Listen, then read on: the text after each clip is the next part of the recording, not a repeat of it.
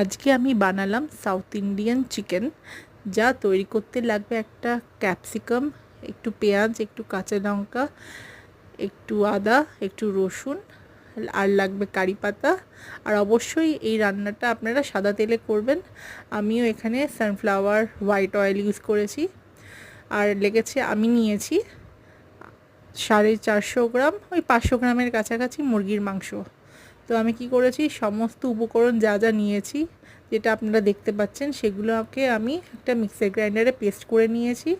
এবং পেস্ট করে সেটা আমি কি করেছি, মাংসটার মধ্যে আগের থেকে ফেটিয়ে রাখা টক দই আর এই মিশ্রণটা যেটা আমি করে নিলাম পেস্টটা, সেটা দিয়ে তার উপরে কসুরি মেথি দিয়ে, একটু কারি পাতা দিয়ে, একটু নুন দিয়ে ভালো মতো, আর সাদা তেল দিয়ে ভালো মতো ম্যারিনেট করে দিলাম।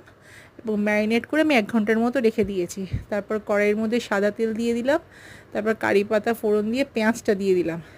পেঁয়াজটা দিয়ে সেটার মধ্যে আমি কি করলাম, ভালো মতো একটু চিনি দিয়ে, যাতে লাল লাল করে ভাজা মানে রঙটা আসে, তো আমি সেই চিনি দিয়ে ভালো মতো পেঁয়াজটাকে ভেজে নিলাম।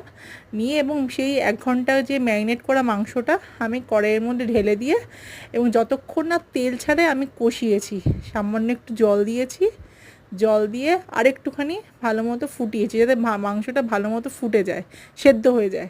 তারপরে মাংসটা আমি পরিবেশন করেছি।